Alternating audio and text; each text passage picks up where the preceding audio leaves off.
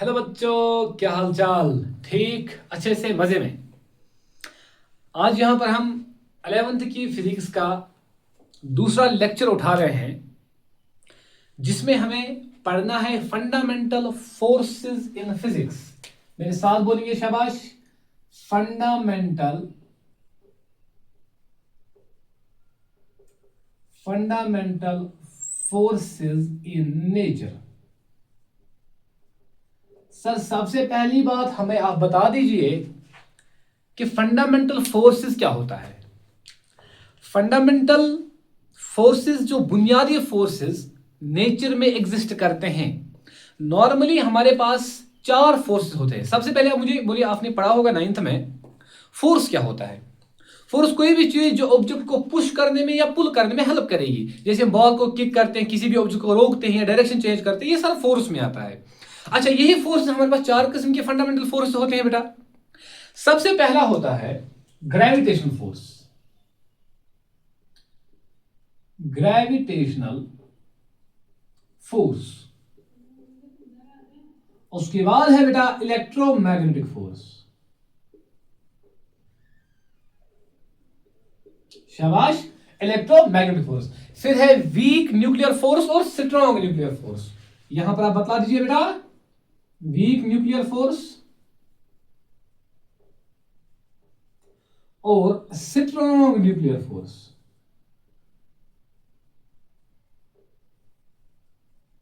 यह है 4 fundamental forces in nature. बुनियादी 4 फोर्सेस के बारे में, जिनमें हम फिजिक्स में अक्सर बात करेंगे। चाहे 11th में आपको करना है, 12th में आपको निकालना पड़ेगा इसको। इन 4 फोर्सेस के बारे में हम बात करते हैं। और सबसे पहले सर हमें समझा दिए ग्रेविटेशन क्या है, इलेक्ट्रोमैग्नेटिक फोर्स क्या है, ये क्या है, वीक क्या है, स्ट्रॉन्ग क्या है। सबसे इनको हम ब्रेक डाउन करेंगे। एक एक पॉइंट्स को मैं यहां पर आपके सामने प्रेजेंट करने वाला हूं। आप कलम उठा के बैठ दीजिए, रफ और नोटबुक लेकर बैठो, पेन लेकर बैठ जाओ। हम यहां पर स्टार्ट करने वाले हैं। सबसे पहला ग्रेविटेशन फोर्स। मुझे आप बता दीजिए, हम जमीन पे रहते हैं ना, रहते कि नहीं रहे, हम आसमान पे रहते हैं, हम जमीन पे रहते हैं ना, किसकी वजह से? This all is because of gravity. हम जो इतनी बड़ी बिल्डिंग्स बनाते हैं, फैक्ट्रीज बनाते हैं, जितने भी ग्राउंड पे, जितने भी अर्थ के सरफेस पे चीजें रहती हैं, with the help of gravity. आपने 9th में ये बेसिक इंट्रोडक्शन लिया होगा। With the help of gravity रहते हैं। अगर ग्रेविटी ना होती तो हम ऐसे घूमते रहते होते, ऐसे घूमेंगे ना। अरे सिंपल सी बात है भाई। अच्छा सर, ये तो ठीक है, आपने बता दिया हम we are placed on the earth और we city on the earth because of the gravitation force. ये तो हमें समझ में आ गया। लेकिन सर हमें थोड़ा सा हेल्प कर दीजिए कि ग्रेविटेशन फोर्स हमें 9th में पढ़ा, सर हम भूल गए हैं। फिर हमने 10th में पढ़े लाइट, फिर हमने केमिस्ट्री पढ़ी, बायोलॉजी पढ़ी, लाइफ प्रोसेस पढ़ा। लेकिन सर हम थोड़ा ग्रेविटेशन फोर्स के बारे में भूल चुके हैं। सिंपल सी बात, ग्रेविटेशन फोर्स को इंट्रोड्यूस किया था सर आइजैक न्यूटन ने, ठीक है, वो तो सबको पता है। लेकिन लेकिन लेकिन है क्या ग्रेविटेशन फोर्स? आपने ये पढ़ा होगा, F is equal to gm1m2/r²। आपने ये पढ़ा होगा। F क्या है यहां पर? Force between two objects. m1 क्या है? Mass of first body. m2 है मास ऑफ सेकंड बॉडी। और जो रेडियस होता है बच्चा, रेडियस है r, क्या है? रेडियस या डिस्टेंस बिटवीन टू ऑब्जेक्ट्स। एक पॉइंट अब यहां पर रख लीजिए याद, ये जो होता है ग्रेविटेशनल फोर्स, ये होता है बेटा वीकेस्ट फोर्स इन नेचर।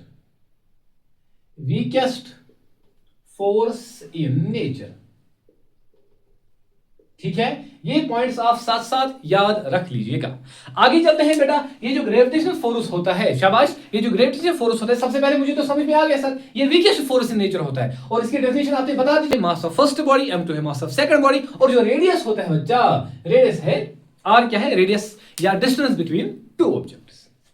एक पॉइंट अब यहां पर रख लीजिए याद, ये जो होता है ग्रेविटेशनल फोर्स, ये होता है बेटा वीकेस्ट फोर्स इन नेचर।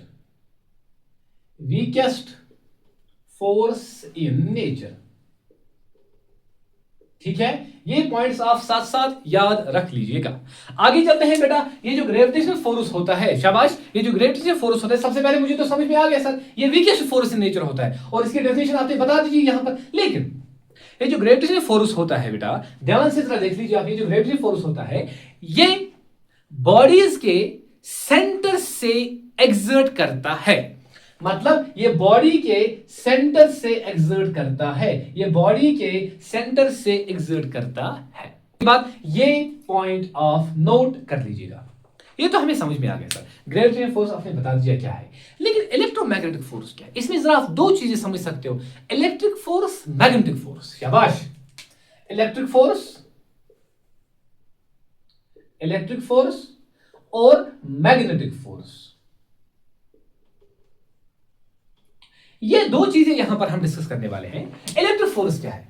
आपने पढ़ा होगा 10th में, आपने पढ़ा होगा इलेक्ट्रिसिटी, इलेक्ट्रिसिटी में आपने चार्ज के बारे में पढ़ा होगा, पढ़ा है ना? अरे इतना तो पढ़ा होगा ना। यहां पर अगर हम बात करेंगे बेटा, यहां पर अगर हम बात करेंगे, ये जो इलेक्ट्रिक फोर्स दो चार्जेस के दरमियान होता है, समझने के लिए आपने पढ़ा होगा positive positive, negative negative, positive negative, फिर क्या होता है नेगेटिव। आपने पढ़ा होगा अगर हम दो इक्वल चार्जेस को नजदीक लाते हैं, अगर हम दो इक्वल चार्ज को आपस में नजदीक लाते हैं तो वो क्या करते हैं? रिपल। या अगर हम दो नेगेटिव को आपस में नजदीक लाएंगे वो भी रिपल करेंगे, मतलब वहां पर होगा इलेक्ट्रिक फोर्स एक्सर्ट, वहां पर होगा इलेक्ट्रिक फोर्स। और जो आपने मैग्नेटिक फोर्स पढ़ा होगा मेरी जान, आपने पढ़ा होगा वहां पर magnetic effect of electric current, यहां पर अगर हम नॉर्थ पोल और साउथ पोल एक साथ लाएंगे, ये अट्रैक्ट करेंगे, नॉर्थ और नॉर्थ रिपल करेंगे, साउथ नॉर्थ अट्रैक्ट करेंगे, साउथ और साउथ रिपल करेंगे, और यही होता है बेटा मैग्नेटिक फोर्स। और जिसमें दोनों चीजें होती है उसको हम बोलते हैं इलेक्ट्रोमैग्नेटिक फोर्स।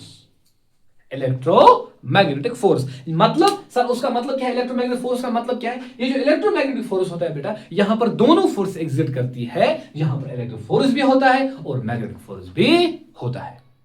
हम आगे चलते हैं, आप नोट साथ साथ बना दे रहा हूं। चलिए बेटा थोड़ा सा आगे चलते हैं। यहां पर अब हम यहां पर डिस्कस करने वाले हैं कि स्ट्रॉन्ग न्यूक्लियर फोर्स क्या होता है और वीक न्यूक्लियर फोर्स क्या होता है। यहां पर स्ट्रॉन्ग न्यूक्लियर फोर्स आप देख सकते हैं, स्ट्रॉन्ग न्यूक्लियर फोर्स एक ऐसा फोर्स है, स्ट्रॉन्ग न्यूक्लियर फोर्स एक ऐसा फोर्स है जो न्यूट्रॉन और प्रोटॉन को न्यूक्लियस में बाउंड रखता है।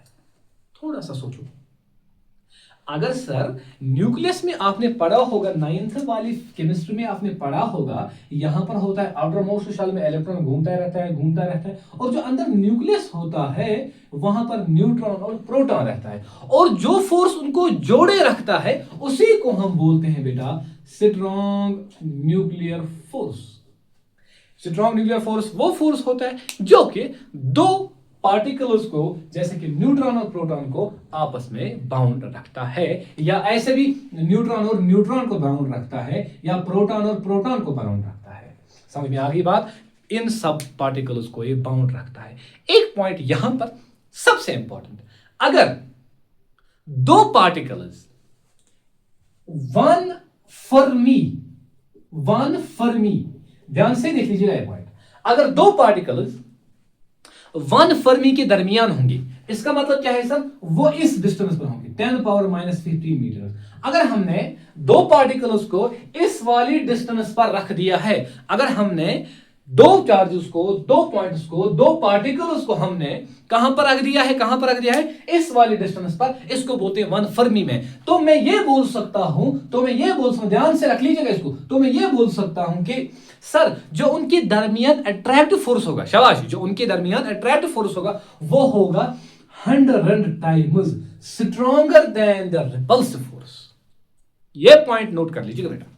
अगर दो चार्जेस वन फर्मी यानी कि 10⁻⁻15 मीटर की रेंज में आते हैं, तो मैं ये बोल सकता हूं उनके दरमियान, अगर मेरे पास यहां पर उनके दरमियान जो अट्रैक्टिव फोर्स होगा वो होगा 100 टाइम्स, वो होगा 100 times stronger than the force between them of repulsion.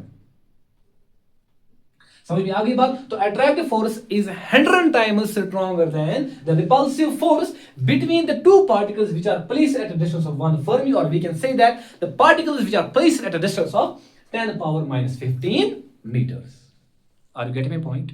Are you getting my point? थोड़ा सा यहां पर आगे चलते हैं। सर आपने ये सारा खत्म कर दिया, यहां पर हम ये जो न्यूक्लियर फोर्स होता है, ये जो मैंने स्ट्रॉन्ग न्यूक्लियर फोर्स होता है, ये जो मैंने स्ट्रॉन्ग न्यूक्लियर फोर्स बताया, इसके बाद हम चलते हैं वीक न्यूक्लियर फोर्स की ओर। ध्यान से जोड़िए बेटा, वीक न्यूक्लियर फोर्स।